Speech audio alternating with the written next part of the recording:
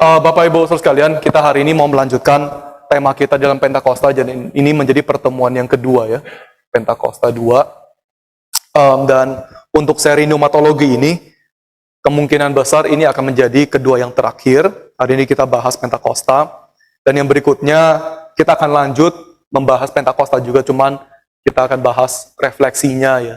Refleksi bukan saja Pentakosta mungkin, tapi akan lebih besar di sana.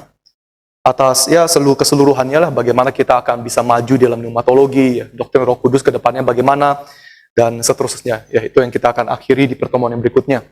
Oke, pada pertemuan melanjutkan progres perkembangan dari gerakan Pentakosta. Pertemuan sebelumnya, yang pertama kali ya, kan kita udah bahas bagaimana Pentakosta itu ada ya. Kita bahas tentang pendirinya, kalau kita masih ingat si Parham sama Seymour, dan gerakan Pentakosta ya Bapak Ibu Saudara sekalian ya. Itu sekali lagi kita pelajari gara-gara ini adalah gerakan kekristenan yang paling besar di sepanjang sejarah manusia ya. Dari Adam sampai saat ini gitu. Itu nggak bisa kita debatkan lagi. Dan kalau kita lebih mempelajari, menteliti apa yang terjadi dalam gerakan Pentakosta, nggak segitu gampangnya kita langsung mencap mereka adalah gerakan yang bidat gitu. Ya. Apalagi nanti kita akan belajar pada hari ini ya. Gerakan Pentakosta itu juga banyak perkembangannya secara positif ya. Ada doktrin-doktrin yang mereka juga terus refine ya, dimurnikan gitu. Walaupun ya secara garis besar beberapa prinsip itu masih tetap ditekankan, dan ya kita nggak bisa hanya dikurung oleh apa yang mereka setuju gitu. Menurut saya itu nggak cukup, tapi nanti saya akan lebih dalam lagi menjelaskan hal ini. Jadi Pentakosta first movement ya, first phase ya. First phase yaitu adanya Pentakosta di Amerika itu ya, si Parham, ini orang penting ya, founder, sama Seymour ya. Ini kita tahu ini Topeka, Seymour, itu Azusa Street. Dan setelah mereka itu turun, ya, mereka itu udah kehilangan kuasa mereka, pengaruh mereka, ya. Dan ini waktunya sangat cepat karena kita tahu kan Seymour, ya, itu kan diserang, dibabat habis sama Parham, ya, sampai dia tuh hilang dari dunia kekristenan gitu. Parhamnya sendiri di dalam usia tua dia tuh juga sangat ditolak oleh masyarakat karena dia banyak kasus, dia juga dituntut ya secara seksual misconduct gitu, ya dituntut karena dia dibilang dia ya gitulah ada perhubungan yang enggak suci dengan seorang jemaat dan seterusnya. Jadi dia akhirnya juga ya dia turun gitu ya. Dan ini hanya dalam waktu yang lumayan singkat gitu. Dan anehnya ya, ini kritik yang saya pikir semua orang Pentakosta juga bisa terima. Ini bukan kritik mau merendahkan mereka. Tetapi kejadian seperti Parham kayak gini ya, sebagai denominasi atau gerakan yang sangat menekankan Roh Kudus ya, itu di dalam Pentakosta, kasus di mana pemimpin gereja Pentakosta ketika mereka usia tua ya, mereka tuh jatuh dalam dosa seks, dosa ini dan itu ya, itu lumayan common gitu. Itu bukan satu hal yang asing. Ya, itu terjadi kepada banyak pimpinan mereka ya, di dalam gereja-gereja mereka gitu. Jadi sekali lagi saya bicara ini bukan mau kita tusuk mereka, lihat lu pemimpin lu nggak suci semua, bukan kayak gitu. Tapi emang ini fakta yang bisa diterima juga sama orang-orang Pentakosta karena pendirinya sendiri juga begitu sih. Usia tuanya tuh ya gelap sekali gitu. Jadi ini fase pertama, ada fase kedua ya, second phase. Second phase ini yang kita akan bahas pada hari ini ya. Di sini kita lihat di dalam perkembangannya Pentakosta ini terjadi yang namanya refinement ya. Refine, dimurnikan, dan juga split gitu ya. Pentakosta secara internal sendiri itu mereka mulai pecah ya. Karena kenapa ada pecah? Karena ada perbedaan teologis ya. Ada orang yang pro ini, ada orang yang pro itu, ada saling perdebatan sampai ya mereka ya split gitu. Tapi secara garis besar banyak teologi-teologi yang sebelumnya yang mereka tekankan itu ya banyak perubahannya gitu ya. Jadi kita nggak bisa pakai teologi dari fase pertama untuk mengkritik Pentakosta pada hari ini gitu. Itu udah nggak applicable. Karena mereka sendiri tuh ada perubahan. Jadi kita juga kalau kita mau kritik mereka, kita mau analisa mereka, kita juga harus belajar perkembangan teologi mereka gitu. Mereka tuh pastinya bukan gerakan yang statis ya. Mereka tuh nggak berhenti cuman di teologinya Parham dan Seymour aja. Dan ini saya pikir itu anugerah Tuhan ya. Di dalam fase berikutnya tetap ada perubahan, permurnian di atas teologinya mereka. Dan saya juga harap ini bisa terjadi, walaupun saya nggak harap kita pecah gitu. Tapi saya harap di dalam gerakan ini ya, juga bisa terjadi hal yang sama gitu. Kita sekarang kan masih di dalam, kita bisa bilang ya, kita dalam gerakan ini, itu kan masih fase bayi lah ya. Ini fase 1 gitu ya. Kita sebagai gerakan, Bapak Ibu Saudara, kita tuh fase 1 gitu. Ya, kita ada terima prinsip-prinsip teologi, dasar teologi dari Pak Tong kan ya. Tapi saya harap kita sebagai gerakan, kalau kita bilang kita tuh movement, kita bergerak ya. Kita ketika kita masuk ke fase berikutnya, ya, kita juga bisa terus memurnikan teologi kita, ya. Memurnikan teologi kita. Bukan berarti teologinya Pak Tong itu salah, ya, atau apa gitu, bukan. Tapi tetap kita tahu bahwa ya selama-lamanya kita nggak mungkin bisa mengenal teologi secara penuh kan. Ya. Kita nggak mungkin, saya udah tahu lah seluruh Alkitab bagaimana gitu. Ya. Fatalnya adalah ya kalau kita anggap kita udah memiliki semua yang kita perlu tahu, terus kita berhenti di fase pertama gitu. Wah itu benar-benar fatal. Tapi kalau kita lihat dari ya, Pentakostasnya sendiri, orang Pentakosta pun mereka nggak berhenti gitu. Ya, mereka ada perubahan. Nanti dari fase kedua, menariknya ya, akan ada satu perbaruan lagi yang mereka bilang ya fase ketiga gitu. Fase ketiga adalah fase karismatik. Atau kalau dari orang Pentakostasnya sendiri, mereka bilang ini adalah renewal movement. Gerakan pembaruan. Ya, kayak pembaruan iman, kayak Kapin gitu. Ya, renewal movement gitu. Ya. Jadi kita bisa bilang sebetulnya ya, karismatik pada hari ini, ya, itu adalah fase ketiga dari gerakan Pentakosta gitu. Ya. Yang menariknya di sini ya, nanti kita minggu depan akan lebih dalam lagi, tapi kita akan lihat bahwa setelah mereka terjadi perpecahan, ya, teologi dimurnikan, ya, nanti berapa tahun kemudian, ya, kita akan lihat ada semacam kebangunan rohani lagi, ya, yang tersebar di seluruh dunia gitu. Ya. Ini salah satu karakteristik gerakan Pentakosta yang kita tuh benar-benar harus pikir ulang lagi. Sekali lagi, jangan terlalu cepat kita hakimi, tetapi gerakan Pentakosta, setiap kali dia meledak, ya, meledaknya itu global gitu. Meledaknya itu global. Dan itu pengalamannya itu mirip gitu. Ya, bukan berarti global, oh orang ini pengalaman A, pengalaman B, pengalaman C, ya. Ketika gerakan Pentakosta itu meledak ya, secara global, itu mereka tuh menyaksikan testimoni yang mirip-mirip ya. Mereka mengalami baptisan Roh Kudus. Nanti ketika masuk ke fase ketiga yaitu gerakan karismatik, terjadi lagi ya, satu keledakan rohani gitu ya.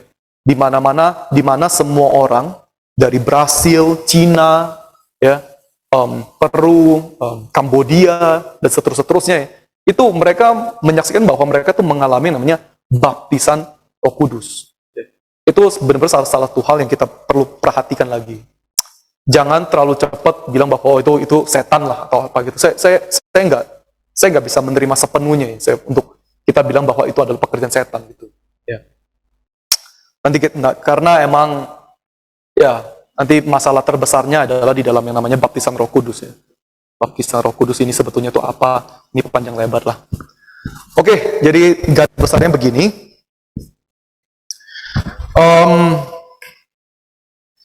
Dan kalau kita lihat ya, nanti di dalam fase kedua, itu herannya adalah yang terjadi di dalam gerakan Pentakosta ini adalah mereka itu memenangkan banyak sekali orang-orang intelektual gitu. Ya. Akan ada lumayan banyak orang-orang intelektual, ya, secara teologis juga, yang menyaksikan bahwa mereka tuh mengalami namanya baptisan Roh Kudus. baptisan Roh Kudus. Dan menurut saya ini agak ironis gitu ya, agak ironis khususnya dari kita sendiri karena kita di dalam reform Injili, kita yang sangat meninggikan logika ya, kita yang sangat meninggikan intelektual, kita mau memenangkan orang-orang intelektual dan kayaknya sulit sekali untuk kita menangkannya. Ya, tapi malah orang-orang intelektual ya, itu bisa dimenangkan oleh gerakan Pentakosta, gerakan baptisan Roh Kudus yang kita anggap itu sama sekali nggak intelektual gitu kan. Yang secara logika itu lebih rendah dari kita dan seterusnya. Tapi ironis ya, itu lucu ya. Kita harus coba pikirkan ini ya. Kenapa itu bisa terjadi? Dan saya mau nanti kita juga merenungkan hal ini lebih dalam lagi. Ya, jadi ketika kita masuk ke fase 2, kita akan belajar pikiran-pikiran mereka, perubahan di mana kita akan lihat bahwa sebetulnya gerakan Pentakosta itu nggak sedangkal yang kita bayangkan. Ya, mereka di dalam khususnya dalam fase ini banyak sekali perkembangan dalam teologis. Ya. Dan kalau hari ini kita masih anggap mereka adalah orang-orang yang dangkal, yang nggak mengerti apapun, teologisnya itu nggak memadai, nggak ngerti Alkitab. Saya pikir masalahnya di kita gitu. Mungkin kita yang terlalu sombong, ya, kita yang nggak peduli, kita sendiri yang nggak coba mengenal teologinya mereka, makanya kita anggap mereka tuh dangkal-dangkal saja gitu. Tapi sebetulnya perkembangan teologi mereka itu lumayan pesat gitu, dan mereka tuh ada beberapa teolog-teolog yang sangat dihormati gitu. Ya. Tapi ketika saya ngomong demikian ya Bapak Ibu saudara sekalian, kita harus sadar bahwa perkembangan teologi dari pusat, kalau kita bilang ini pusat ya, ke gereja dan orang awam, selalu itu ada gap-nya gitu. Ya. Dan ketika kalau kita sebagai orang di luar, ini khususnya mungkin Pentakosta ya, kita pakai Pentakosta, seringkali ketika kita kritik mereka, kita kritiknya kan ke sini kan ya. Kita kritik pengertian orang-orang awamnya gitu ya. Dan kritikan-kritikan yang kita lontarkan pada saat ini yang sebetulnya udah dibuang ya, yang udah teologi yang lama gitu ya. Itu sebetulnya nggak sepenuhnya salah. Kenapa? Karena emang seringkali tuh apa yang dipegang di atas gitu ya. Doktrin-doktrin atau perubahan-perubahan terjadi yang di atas ini ya. Itu tuh nggak turun gitu. Nggak turun kepada levelnya awam. Sama dengan kita juga ya. Misalnya kalau saya tanya hari ini ya. Sekarang. Siapa bisa langsung katakan itu akronimnya tulip itu apa gitu? Tulip. Kita semua udah katekisasikan ya. Semua udah baca tulip kan ya. Siapa yang hari ini bisa langsung ngomong akronimnya tulip itu apa gitu? T-nya apa? Waduh. T-nya itu apa? Total depravity ya. U-nya apa? Unlimited apa? Atonement ya.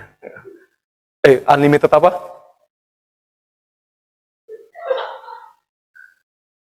U-nya atau apa?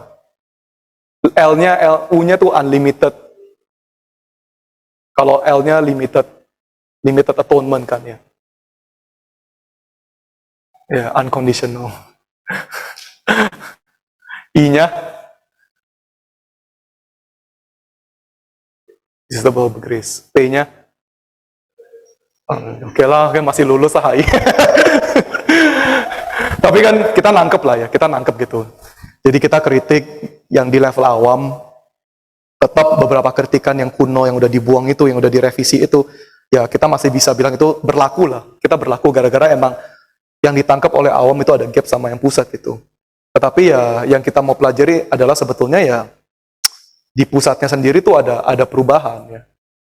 Di pusatnya sendiri tuh ada perubahan. Jadi kita juga jangan cuma lihat, oh ya mereka begini-begini saja gitu ya. Tapi nggak tentu ya, mereka nggak tentu. Cuman mungkin mereka belum ada waktu belajar atau belum dilengkapi lagi. Tapi ya kita mau lihat apa yang terjadi di sini lah ya. Oke. Di dalam fase kedua, ada beberapa tokoh-tokoh yang penting ya, yang bagi kita pasti asing gitu. Tapi untuk orang Pentakosta yaitu pahlawan imannya mereka lah, itulah Calvinnya mereka, Butchernya mereka, Martin Luthernya mereka, bedzanya mereka ya. Kita semua ada pahlawan-pahlawan kita dalam tradisi kita. Mereka itu juga ada, dan dari beberapa orang ini ya kita akan mempelajari perbedaan yang terjadi ya. Oke, yang pertama dulu.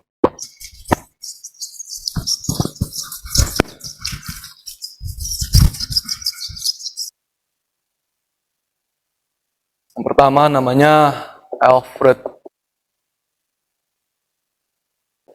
Ya, Alfred Gar. Nah, di dalam pengaruhnya Alfred Gar, ya, dia adalah salah satu pemimpin yang awal dari Azusa Street gitu ya.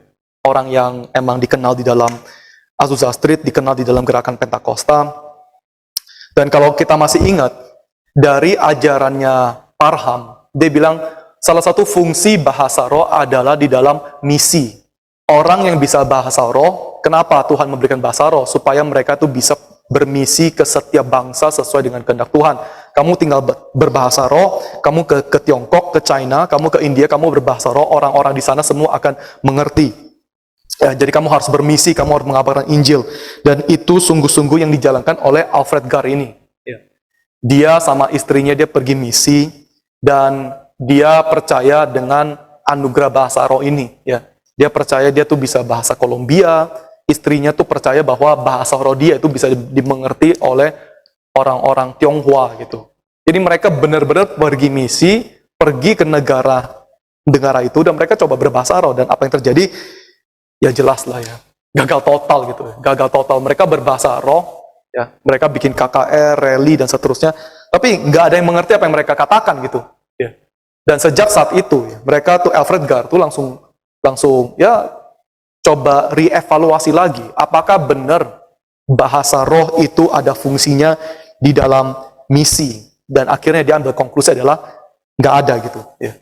Bahasa roh itu bukan diberikan untuk berfungsi sebagai tool kita bermisi gitu. Karena faktanya adalah dia di lapangan, dia berbahasa roh, nggak ada orang yang bisa mengerti dia gitu. Jadi Alfred Gar, ya, dia kenapa penting? Karena dia yang merubah ya, pengertian orang untuk bahasa roh, bukan sebagai misi, tetapi sebagai pujian, ya, pujian, doa, dan kekuatan gitu. Basically, bahasa roh yang kita lihat di dalam gereja karismatik hari ini, yang dimengerti sebagai pujian, penguatan, ya, doa, ya, itu datangnya dari Alfred Gar gitu. Dia yang memodifikasi, ini bahasa roh ya, pengertian bahasa roh di dalam gerakan Pentakosta yang mempengaruhi sampai gerakan karismatik pada hari ini. Ya. Dan yang kedua adalah dia juga merubah, ya, dan ini harap mungkin juga orang karismatik juga harus mereka harus mengerti ya, bahayanya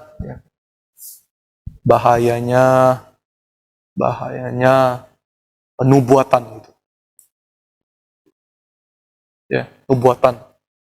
Karena di dalam pengalaman dia melayani, dia pernah ada sekali berjumpa dengan seorang jemaat yang bernubuat, dan Alfred Gar itu menerima nubuatannya yang berkata bahwa di tanggal demikian, ya, kota Kolombo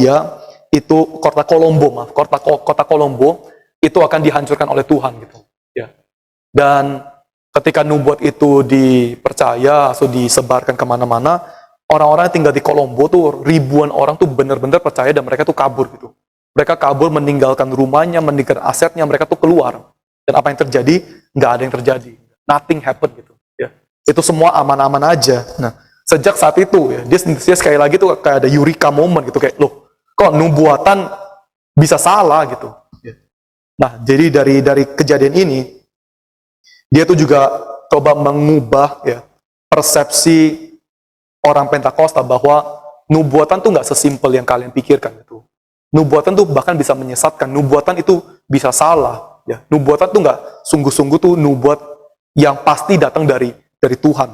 Tapi sayangnya ya bagian ini kurang mempengaruhi gitu ya, kurang mempengaruhi.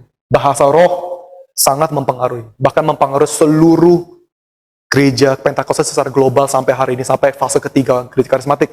Tapi yang ini kayak ditolak, nggak terlalu diresepsi gitu. Ya. Jadi ini Alfred Gar. Ya. Yang kedua, orang yang penting yang kita harus tahu, ya kita tahu malam hari ini lah. Kalau besok kita lupa ya udahlah. Tapi Calvin jangan lupa, ya Luther jangan lupa, itu semua penting gitu. Kalau yang ini semua kita lupa ya nggak apa-apa. Frank Ewart. Frank Ewart. Ditulis aja. Nah, Frank Ewart ini penting sekali ya. Sumbangsi dia atau nggak pengaruh dia dalam teologi Pentakosta. Dia itu memulai the oneness movement. The oneness movement.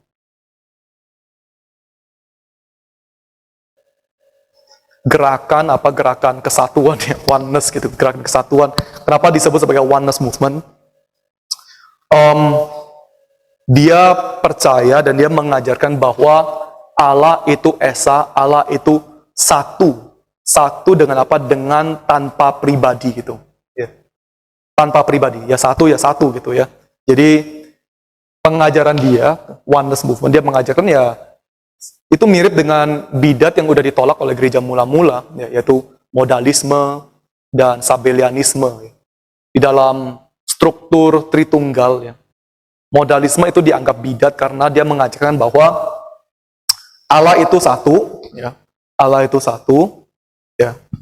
Dan dia itu bukan tiga pribadi gitu. Dia bukan tiga pribadi. Allah itu satu dan dia satu pribadi. Ya. Dia bukan tiga. Jadi di dalam modalisme ya, mereka mengajarkan ya satu pribadi ini muncul dengan tiga bentuk yang berbeda. Di dalam perjanjian lama, bentuknya satu pribadi Allah itu apa? Itu Bapa. Yang kalau di dalam perjanjian baru, ya, di Injil bentuknya apa? Bentuknya Yesus. Ya.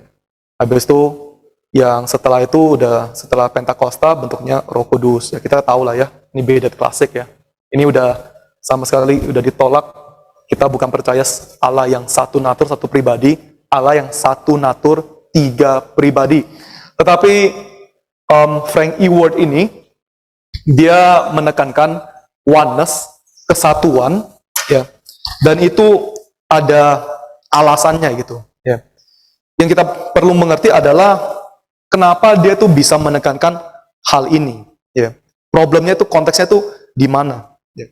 Kalau kita masih ingat di dalam pembahasan kita yang sebelumnya antara pendiri Pentakosta, yaitu Parham dan Seymour.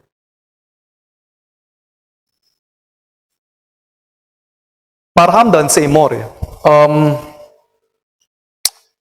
itu mengerti baptisan Roh Kudus ya, di dalam dua arah yang berbeda gitu. Ya. Ini kita ngomong baptisan Roh Kudus ya, baptisan Roh Kudus. Parham itu mengerti bahwa baptisan Roh Kudus ya, itu a one time event, sekali gitu. Sekali untuk selama-lamanya. Satu kali untuk forever, ya. Untuk selama-lamanya. Jadi kalau kamu nggak dibaptis oleh Roh Kudus, ya, kalau belum menyatakan kamu dibaptis oleh Roh Kudus, ya berarti kamu bukan umat Tuhan. Ini kan mirip sekali ya dengan konsep reform juga bahwa sekali selamat, selama-lamanya selamat kan ya. One saved, forever saved.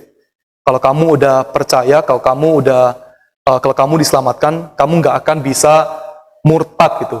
Kamu akan terus dipelihara oleh Tuhan. Kamu tuh milik Tuhan. Nggak ada siapapun yang bisa memisahkan kamu dengan kasih Kristus. Ya. One saved, forever saved. Kita nggak percaya orang yang percaya so bisa murtad lagi, bisa percaya lagi, bisa murtad lagi. Itu cuma membuktikan bahwa kamu emang dari awal itu belum lahir baru gitu.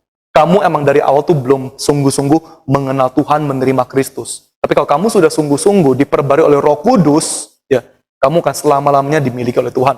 Dan prinsip ini itu juga ditemukan oleh Parham di dalam baptisan Roh Kudus, ya.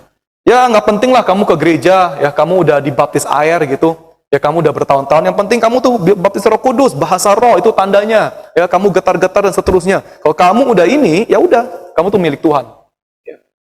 Seymour itu berbeda. Ya. Seymour itu lebih, kalau dari bahasanya reform, dia lebih menekankan pengudusan, sanctification. Sanctification gitu. Dia bilang ya baptisan Roh Kudus itu bukan hanya kita lihat atau kita tentukan dari satu kali kejadian itu saja, ya. Tapi orang yang menerima baptisan Roh Kudus ya akan ada apa? Akan ada buah-buah roh gitu, buah kasih kan ya. Buah kasih yaitu ini pemikirannya lebih long term, lebih jangka panjang gitu, ya. Kita lihat dong, kamu bilang kamu dibaptis Roh Kudus, apa hasilnya? Ya. Apa buahnya? Kita nggak bisa bilang bahwa kamu udah dibaptis Roh Kudus, kamu bahasa roh, udah pasti kamu tuh udah dimiliki Tuhan. Ya, buah kamu itu di mana? Ini Seymour gitu, ya. Jadi perbedaannya yang besar tuh antara di mana? Antara ya ini sekali, ini terus menerus. Dan ini juga secara prinsip juga kita tampung di dalam teologi reform kan ya. Kita bukan terima salah satunya, tapi kita terima dua-duanya. Ini bukan either or, ini bukan dua pilih di antara dua pilih satu. Tapi emang kita percaya ya bahwa kalau kamu sudah diselamatkan, diperbalui Roh Kudus, ya kamu milik Tuhan untuk selama-lamanya. Tetapi bagaimana kita bisa tahu ya bahwa kamu sungguh-sungguh dimiliki oleh Tuhan? Ya. Kamu kan bisa ngomong, setiap orang kan bisa ngomong, oh saya sudah percaya, saya sungguh-sungguh dimiliki Tuhan, saya mengenal Tuhan. Tapi bagaimana kita bisa tahu? Ya Yesus pernah keluarkan kalimat kan ya, kita bisa mengenal pohonnya dari buahnya gitu. Buah yang kamu timbulkan dalam hidup kamu akan mengkonfirmasi, menyatakan apakah kamu sungguh-sungguh sudah mengenal Tuhan, sudah dimiliki Tuhan, atau sudah memiliki Tuhan, atau tidak. Gitu. Jadi kita dalam reform teologi, ya, kita tuh nggak menolak salah satu, kita terima dua-duanya. Tapi untuk gerakan Pentakosta, Bapak Ibu Saudara sekalian, perdebatan ini itu sampai hari ini tuh tetap ada gitu. Ya, ada orang yang kubuhnya di sini gitu. Ada orang yang kubuhnya itu lebih ke sini, ya. Di dalam gereja karismatik hari ini pun kita bisa lihat ada dua kubu yang seperti ini, kan ya. Yang penting kamu bisa bahasa roh, kamu milik Tuhan, dibaptis, nggak perlu kelas, nggak perlu pengertian, yang penting kamu dibaptis, diselam, udah beres gitu. Kamu udah menjadi orang Kristen, kamu sudah diselamatkan, kan ya. Nggak ada tuntutan sama sekali, ya. Tapi juga ada gereja-gereja karismatik, sama-sama karismatik yang menekankan, oh ya, kamu tetap harus hidup baik kan ya, orang Kristen tuh harus hidup baik ya, orang Kristen tuh harus menolong orang Kristen tuh harus rendah hati ya. Itu hal-hal yang menekankan buah itu kan juga tetap ada di dalam gerakan karismatik hari ini. Dan ini sungguh-sungguh terpisah gitu dalam gerakan Pentakosta. Kamu mau pilih ini atau mau pilih ini? Yang mana yang benar namanya baptisan Roh Kudus itu, is it a one time event atau continuous event? Ya. Sayang ya, kalau mereka tuh belajar teologi reform. Wah, dari katekisasi udah beres gitu, kayak nggak perlu debat gitu lama ya. Tapi ya ini perdebatan mereka. Nah, kalau kita balik lagi ke Frank Ewart, kenapa dia bisa coba membuat oneness movement? Karena dia lihat di dalam gereja Pentakosta internal sendiri ya, ini berantemnya tuh nggak habis-habis gitu. Berantemnya tuh nggak habis-habis. Ya, ada orang kan yang ya kita bisa paham lah, orang yang menekankan ini, yang penting kita KKR, yang penting kita keluar, kita tumpang tangan, orang itu bahasa roh, ya sudah beres gitu. Ya udah, itu udah milik Tuhan. Ya dia menekankan ya, kejadian itu, kita harus menghidupi Kisah Rasul pasal kedua lagi, ya, yaitu Alkitab. Tapi ada orang bilang, oh enggak dong, Alkitab juga ada ngomong tentang yang ini kan ya. Ya, kita harus ada buah roh. Paulus sendiri bilang harus ada buah roh. Ya, kita harus berbuat baik dong, mana bisa kita nggak berbuat baik, seterusnya. Nah, Frank Ewart itu udah pusing lah. Dia lihat kondisi Pentakosta begini, dia langsung lakukan apa? Dia bilang ya udahlah, ini semua nggak penting lah. Ya, kalau udah nggak usah debat lagi. Yang paling penting tuh apa? Yang penting adalah Yesus. Ya, semua hanya lihat kepada Yesus saja gitu. Ya, semua lihat kepada Yesus saja. Ya. Jangan terlalu fokus hanya kepada Roh Kudus, pekerjaan Roh Kudus, eventnya, naturnya Roh Kudus. Oke lah Roh Kudus, tapi jangan lupa Roh Kudus kan juga memimpin kita untuk mengenal Kristus kan ya. Kitab Yohanes. Roh Kudus memimpin kita untuk mengenal, dia menunjukkan kita kepada Yesus ya. Semua hanya kepada Yesus dan Yesus saja. Yang penting itu Yesus, oneness-nya ya. Oneness-nya itu cenderungnya nunjuk kepada Yesus, bukan ke Bapa, bukan kepada Roh Kudus. Oneness di dalam Yesus lah segala-galanya. Ya. Makanya Frank Ewart dia juga bilang bahwa kalau begitu ya, kalian semua orang Kristen ya, kalau dibaptis saja hanya di dalam nama Yesus.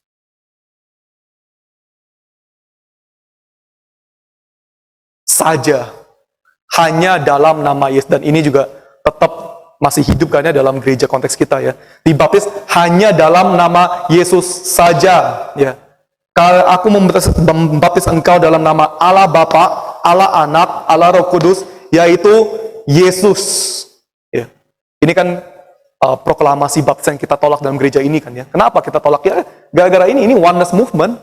Dia mengabaikan pribadinya Allah Tritunggal dan menunjuk hanya kepada Yesus ya. Allah Bapa, Allah Anak, Allah Roh Kudus, tiga-tiganya adalah Yesus. Ya. Mereka tuh satu pribadi, yaitu Yesus. Ya.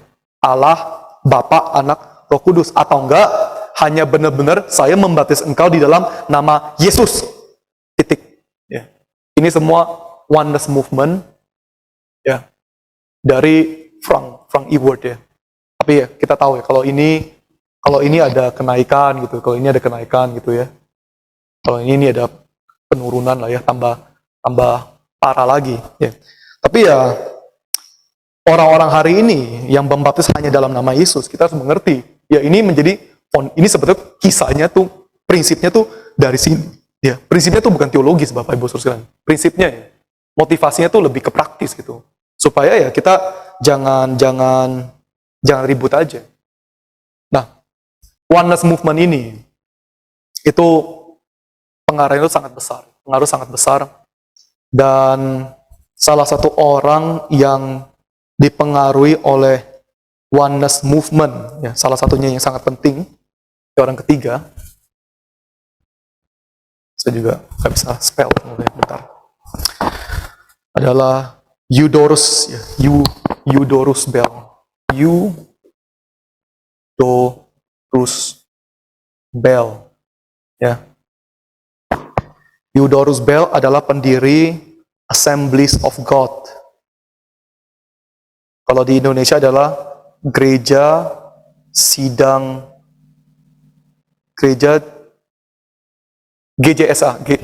GSJA ya. Gereja Sidang Jemaat Allah ya. Itu adalah Assemblies of God, dan pendirinya adalah Eudorus Bell yang dipengaruhi oleh oneness movement Frank Ewart. Nah, menariknya Bapak Ibu terus kalian ya, Eudorus Bell, dia bukan orang yang nggak mengerti teologi gitu ya. Saya juga heran kenapa dia bisa setujui oneness movement dan ini dibawa ke dalam gereja dia yang akhirnya tuh meledak ke seluruh dunia ya. GSJA jemaat secara global itu 64 juta. Ya. 64 juta gitu. Ya. Dia GSJA adalah denominasi Pentakosta terbesar di seluruh dunia gitu. Di dalam gerakan Pentakosta, GSJA itu the biggest, udah paling besar ya.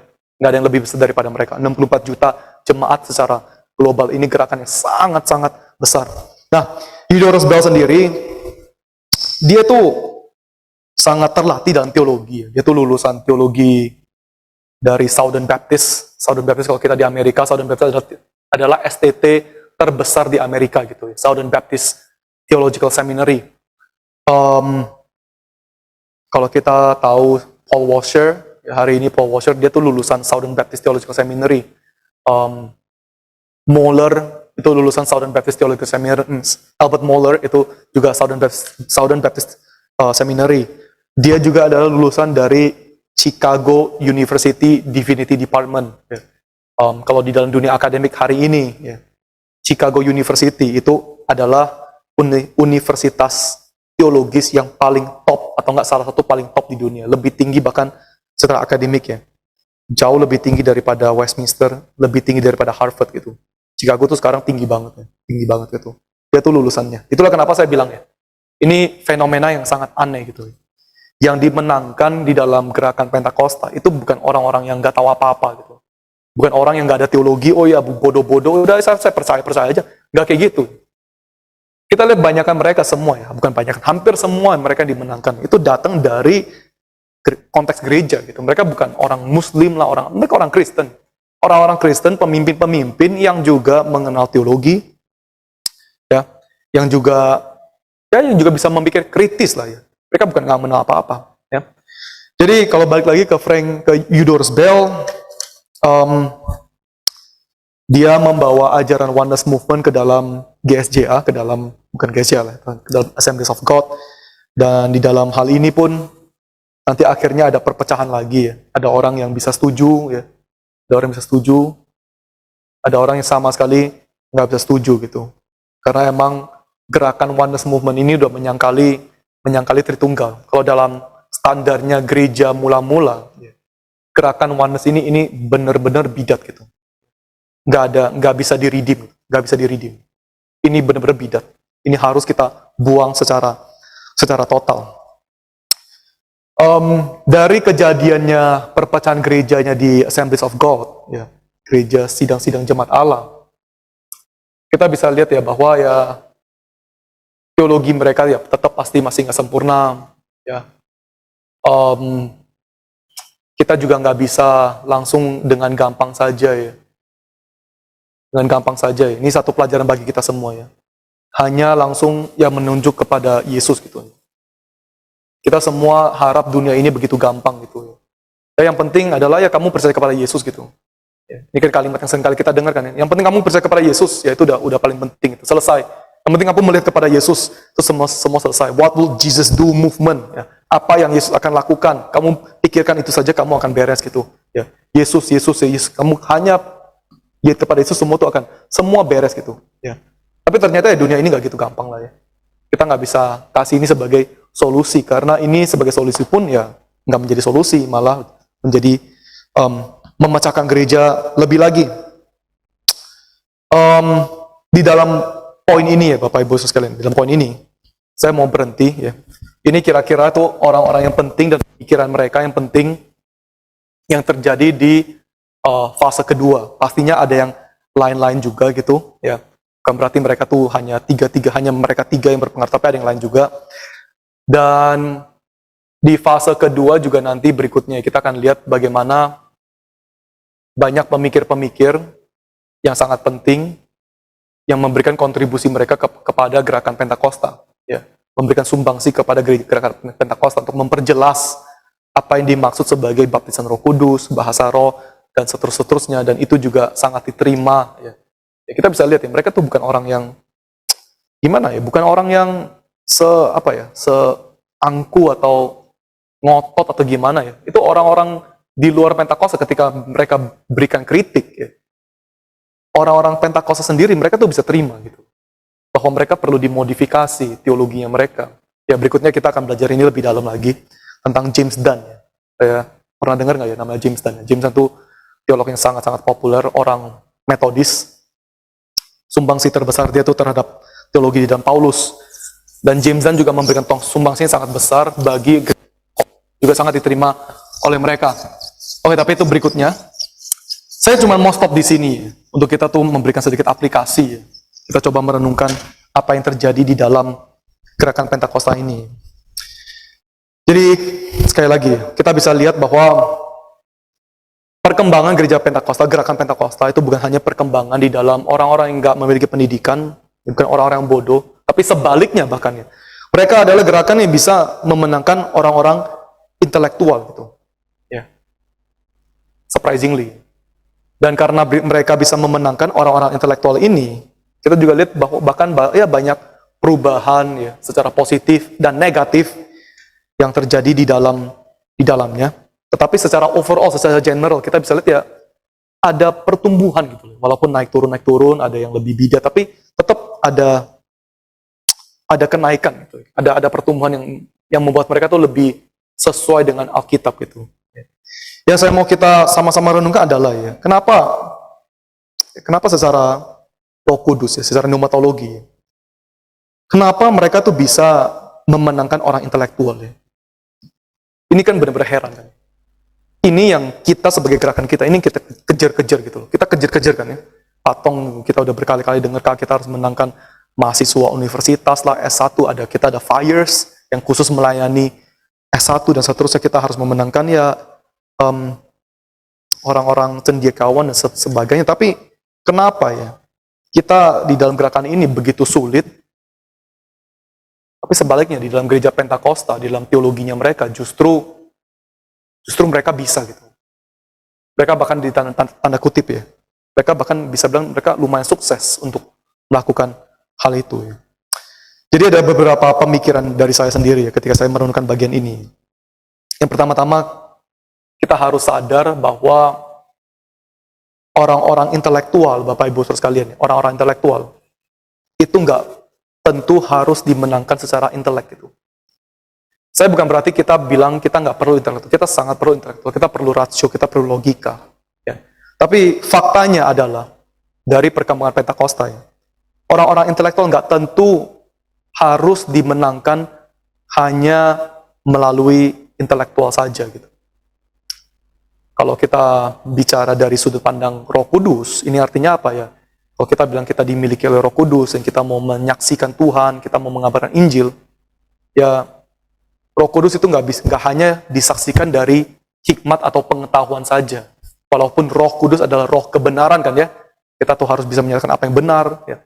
Tapi Roh Kudus itu juga ya bisa dinyatakan dari aspek-aspek yang lain, dari kasih, ya, rendah hati dan seterusnya. Dan faktanya adalah ya orang-orang intelektual itu bisa dimenangkan oleh hal-hal yang lain ini gitu. Ya. Jadi secara praktis ya kita bisa bilang begini ya. Kita mau umur seberapapun gitu ya. Mau yang tua, mau yang muda, mau yang pendidikan atau yang nggak pendidikan, S1 atau enggak S3, terserah ya. Kita kan seringkali di gereja bilang, oh ya, kalau orang-orang akademik ya dimenangkan sama intelektual lah. Sama profesor-profesor itu yang mereka itu pekerjaan mereka gitu. Tapi sebetulnya enggak gitu. Mereka juga bisa dimenangkan oleh kesaksian kita sebagai orang awam gitu. Karena itu justru yang terjadi di dalam gerakan Pentakosta. Gerakan Pentakosta kan nggak mendebatkan kan ya sama orang-orang cendekiawan ini, orang-orang akademik ini, oh, ini doktrin ini, ya kamu dari Southern Baptist, gini tradisi begini kayak debat begini, enggak kan ya? Enggak loh. Mereka ya menyaksikan ya dan terjadi aja. Terjadi bahwa ya orang-orang ini bisa dimenangkan. Mereka tuh menyaksikan bahwa mereka juga mengalami baptisan Roh Kudus ya. Itu yang pertama ya. Jangan mengabsolutkan Roh Kudus dengan intelektual gitu. Jangan mengaplikasikannya juga Roh Kudus ya kepada orang intelektual, hanya bisa dengan cara intelektual. Sama sekali itu nggak ada koneksinya. Siapapun yang dipenuhi oleh Roh Kudus menyaksikan Tuhan bisa memenangkan siapapun gitu. Ya. Salah satu orang yang paling intelektual dalam sejarah kekristenan, Agustin gitu. Agustin itu juga bukan dimenangkan oleh intelektual kan. Itu bukan gara-gara ada reason atau ada debat argumen, oh iya akhirnya saya mengerti, sekarang saya mau menerima Tuhan. Enggak kan ya. Dia bagaimana menerima Tuhan? Dia nangis-nangis menerima Tuhan gitu. Dia sadar dosa dia. Dia sadar dia banyak istri, banyak perjinahan, dia tuh udah orang-orang yang patut dibuang. Dia sadar atas ketidaklayakannya dia melihat kemuliaan Tuhan dan akhirnya dia nangis-nangis bertobat. Dia bukan bertobat melalui dimenangkan secara rasio.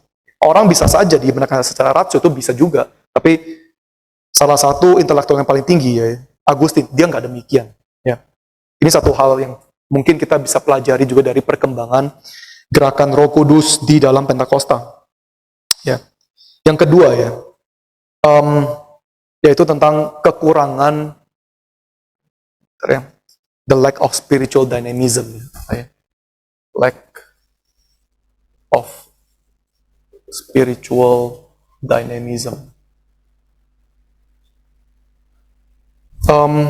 Kurang dinamisnya,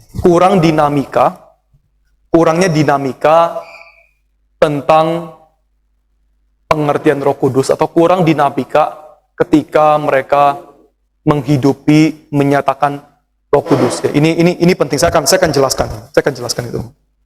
Ini cukup lebar ya. Sekali lagi, kita mengerti bahwa orang-orang yang dimenangkan ke dalam Pentakosta, ya, Mereka itu rata-rata adalah orang Kristen. Mereka orang Kristen yang pinter, mereka orang Kristen yang memiliki teologi, mereka orang Kristen yang mengenal Alkitab, mereka bukan orang Kristen yang sembarangan, gak mengerti apapun. Dan sekali lagi herannya adalah, ini titik pentingnya ya. Orang-orang ini dimenangkan, mereka sungguh-sungguh menyatakan mereka itu mengalami baptisan Roh Kudus. Ya. Baptisan Roh Kudus. Kita nggak perlu mendebatkan dulu apa yang dimaksud sebagai baptisan Roh Kudus, apa itu baptisan Roh Kudus yang secara sehat, yang benar-benar sesuai dengan Alkitab. Tetapi faktanya di mana mereka itu semua mengalami pengalaman baptisan Roh Kudus, Bapak Ibu Saudara sekalian. Ya. Itu membuktikan bahwa mereka deep down, ya. Mereka dalam hati mereka. Mereka tuh merasa kekristenan mereka itu kurang. Kalau mereka itu penuh, kalau mereka penuh dengan Roh Kudus, ya mereka tuh nggak akan dibaptis oleh Roh Kudus lagi. Kita mengerti ya. Orang yang merasa mereka ada pengalaman rohani, pengalaman baptisan Roh Kudus ya. Kenapa mereka bisa demikian? Karena mereka ya deep down sebelumnya mereka yaitu merasa ya ada something yang kurang dalam kehidupan mereka, atau mereka tuh rasa kosong gitu. Ya. Itulah kenapa mereka tuh sekarang bisa dimenangkan, mereka merasa bisa dipenuhi oleh baptisan Roh Kudus. Jadi apa yang kurang, apa yang kosong, ya itu berbagai macam alasan lah ya. Mereka mungkin ya kita bisa bilang ya paling gampangnya mungkin mereka belum lahir baru gitu. Sama seperti Wesley sendiri kan, dia ada second baptisan yang kedua gitu ya. Untuk Wesley itu kan baptisan kedua kan. Dia sudah dibaptis oleh Roh Kudus, dia dibaptis oleh air, sekarang dia dapat baptisan kedua lagi. Tapi dari sudut pandang teologi kita ya, kalau kita menganalisa kehidupan Wesley, kita akan bilang, Wesley kamu tuh sebelumnya tuh kamu belum lahir baru gitu. Kamu tuh hanya di gereja, tapi kamu belum lahir baru. Ya. Jadi baptisan kedua kamu itu bukan baptisan kedua, itu baptisan regenerasi. Ya. Itu baptisan yang pertama sebetulnya gitu. Ya. Ya mungkin mereka juga bisa demikian, ya kita bisa bilang bahwa mereka tuh ya orang-orang yang belum lahir baru, mereka rasanya kosong. Mungkin mereka juga nggak sungguh-sungguh mengerti cerita Alkitab, makna dari salib, ya. Mereka nggak diisi sepenuhnya gitu, mereka ada kosong dan seterusnya. Mungkin di dalam kekristenan mereka, apalagi di abad 20, abad modern, ya itu menjadi secara pukul rata, secara umum, kekristenan udah sangat menjadi kekristenan yang sangat rasionalis, ya, kering.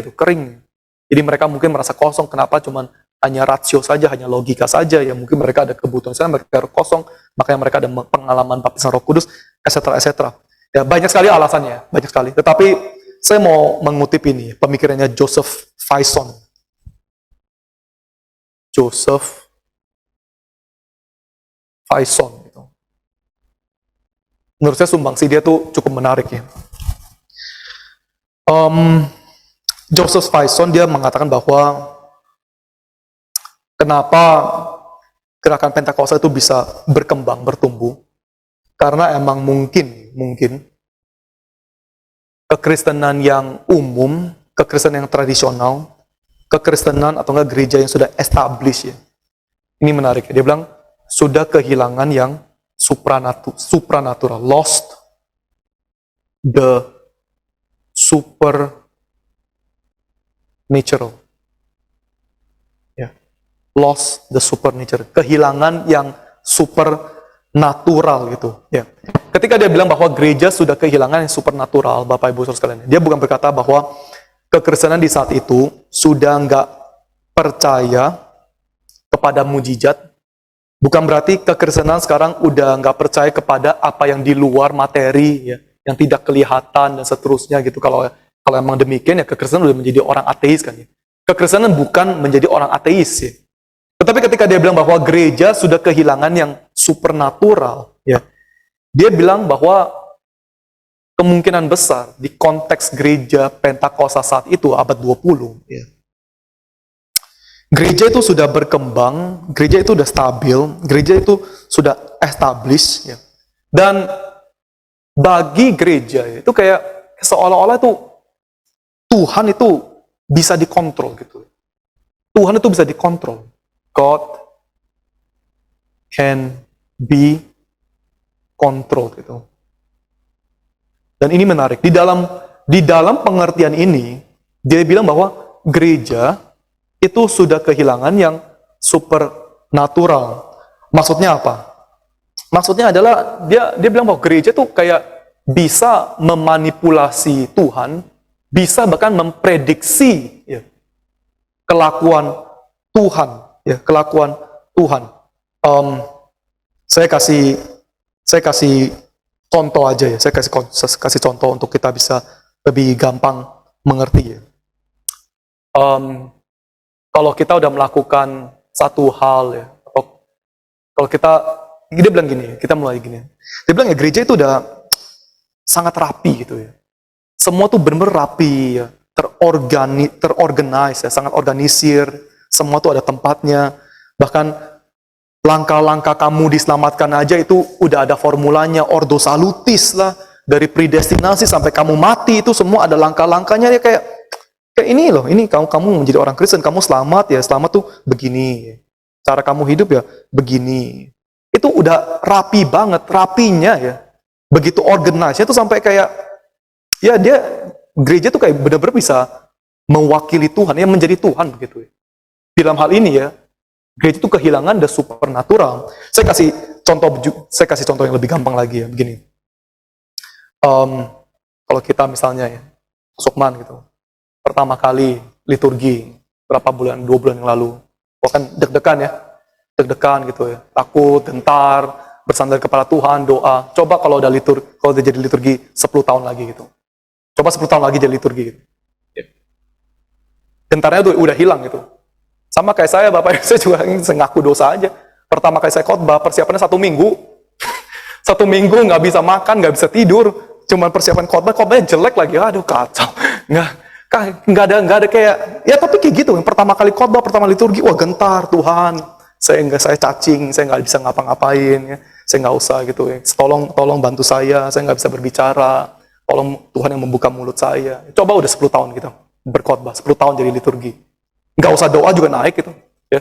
Tiba-tiba, Kok Sukman, nggak ada liturgi, naik dong. Oh ya, langsung dasi, nggak usah doa, nggak usah naik. Bapak, Ibu, Saudara, selamat pagi, beres gitu kan. Nah, kita bisa mengerti ya. Kita bisa mengerti, ini poin di sini. Kalau gereja udah begitu established, udah running, ya kita udah berulang-ulang kali melakukan satu hal. Kayak kita bisa memprediksi gitu. Kita bisa kontrol kan ya. Kalau awal-awalnya, kan kita kayak, Tuhan, ini semua dalam tangan-Mu. Saya nggak bisa lakukan apapun. Kamu yang berdaulat gitu. Kalau udah berikutnya, ya Tuhan, udahlah, kamu mau tidur aja gitu. Saya bisa lah, jadi liturgi, udah lakukan 1000 kali gitu ya. Ya saya udah tahu step-stepnya 1, 2, 3, 4, 5, 6, 7. Langsung amin, selesai kan, udah beres. Nah, di dalam hal ini, di dalam pemikiran cara kerja demikian, Bapak Ibu Saudara sekalian,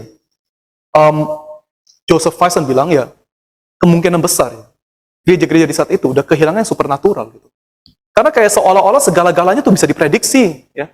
Semua pekerjaan kita bisa prediksi ya. Oh, kita lakukan ini, orang yang akan daftar begini, orang yang akan bertobat begini. Kita lakukan KKR yang maju ke depan secara rata-rata 10%. Oh, kalau di Manado, kalau kita KKR selama 5 tahun yang maju 5.000, ya kita juga expect 5.000. Oke, traktat kita cetak 5.000. Ya udah 10 tahun 5.000 gitu. Oh, kalau di Ambon beda lagi, yang maju ke depan mungkin 100. Kita nggak usah cetak banyak-banyak. Kita sudah tahu lah kalau kita ke sana kita KKR yang datang sekian, stadiumnya sekian, yang maju ke depan tuh 5%, cuma 100. Udah, kita cetak 100. Kita nangkep nggak ya? Nangkep nggak ya? Udah ulang-ulang kali kita lakukan, Bapak Ibu sekalian. Kayak kita yang bisa prediksi pekerjaan Tuhan gitu, hasilnya bagaimana? Dan ini sungguh-sungguh nyata kan? Sungguh-sungguh nyata. Pertama kali bikin global convention, waduh gila. Undang luar sini sana, wah semua gentar, semua takut. Udah ke-3 kali, ke-4 kali kita udah tahu. Oh, yang dari Cina mah paling daftarnya beginilah, 5.000 lah, nggak usah. Udah kalau udah 5.000 udah beres gitu, nggak mungkin tambah lagi. Kalau Indonesia, ya waktu itu ya 10.000 udah jalan 3 tahun, udah 10.000 aja. Ya, targetnya begitu aja, udah nggak usah. Kita lihat ya. Oke, kita perlu bijaksana seperti ini. Tapi kayak sering kali dalam gereja, kita yang kontrol Tuhan gitu.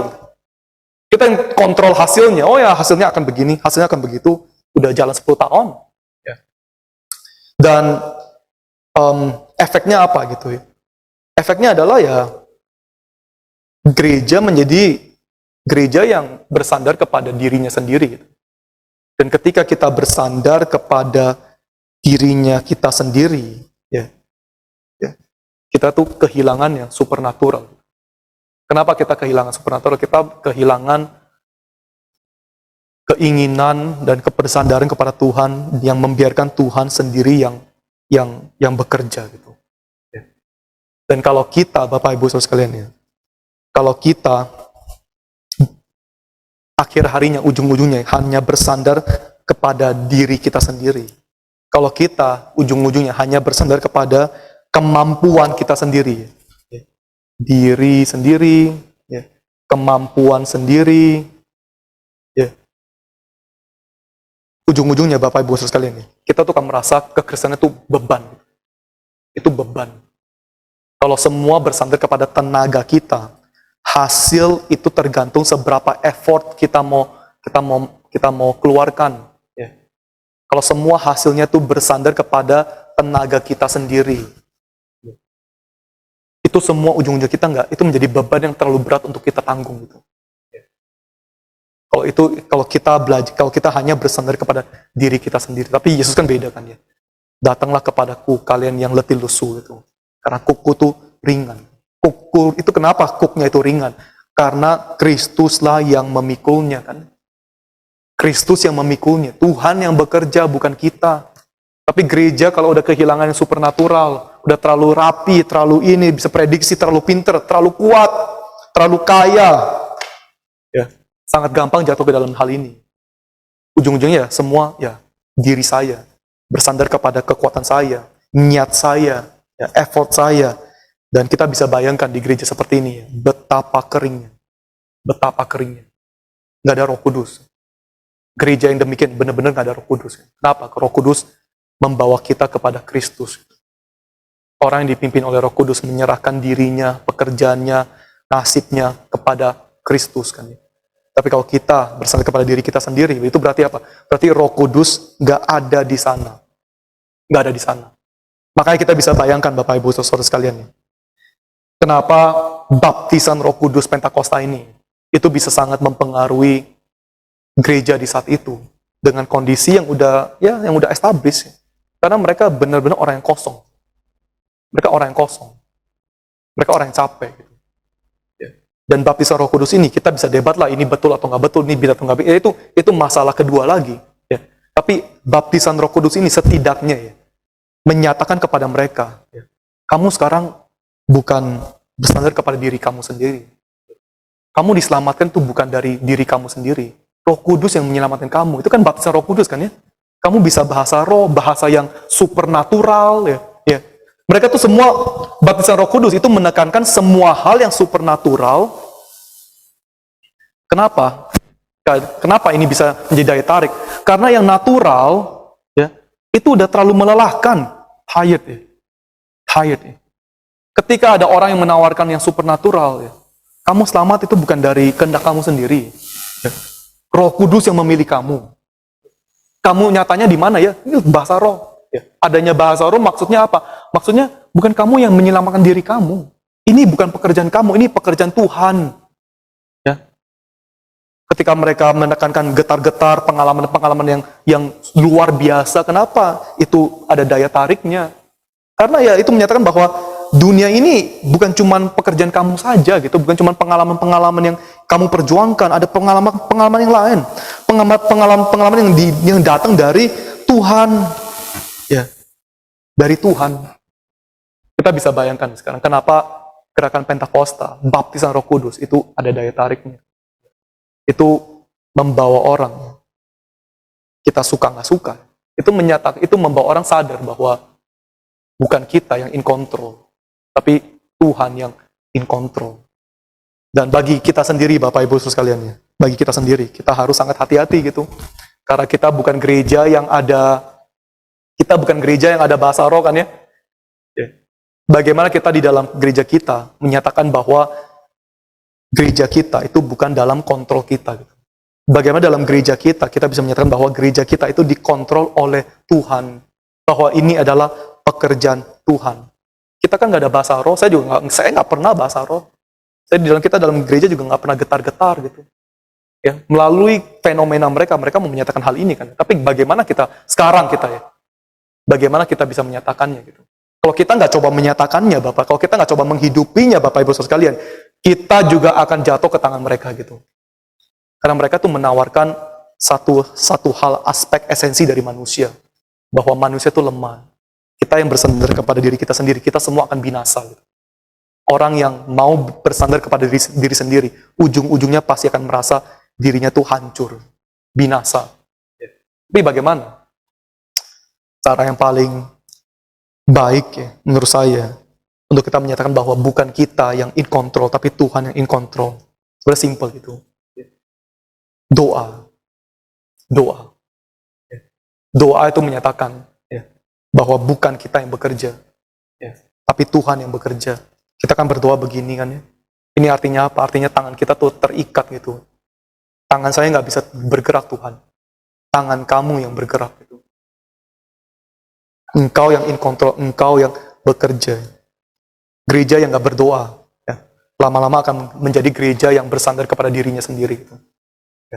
Orang Kristen yang nggak berdoa, yang nggak ada kehidupan doa adalah orang Kristen yang ujung-ujungnya hanya akan bersandar kepada diri sendiri dan akan hancur. Itulah kenapa kita bisa mengerti. Luther kan pernah keluarkan kalimat terkenal kan ya. Ketika dia lebih sibuk, ketika saya lebih sibuk, saya akan menghabiskan waktu lebih banyak untuk berdoa. Ini kan melawan logika kan ya. Orang kalau lebih sibuk, ya pasti waktu doanya kita kurangin gitu kan. Tapi untuk Luther, ketika dia lebih sibuk, doa dia itu lebih banyak gitu. Kenapa dia mau menambahkan waktu doa dia? Simple, gampang. Karena apa? Karena itu bukan pekerjaan dia. Yang dia kerjakan itu bukan pekerjaan dia. Yang dia kerjakan, dia sungguh-sungguh sadar. Itu pekerjaan Tuhan. Tuhan yang bekerja. Ya. Jadi, ini sedikit renungan, sedikit refleksi terhadap fase kedua.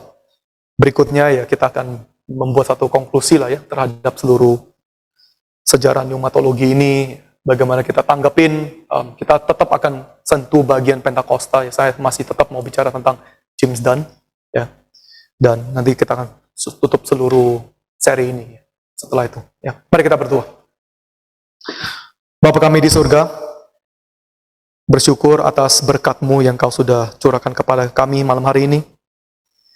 Kiranya kami sungguh-sungguh ya Tuhan, dibentuk oleh Engkau menjadi gereja yang terus bersandar kepada Engkau, yang hanya memohon terus-menerus bahwa Engkau yang bekerja di tengah-tengah kami. Penuhilah kami dengan Roh Kudus-Mu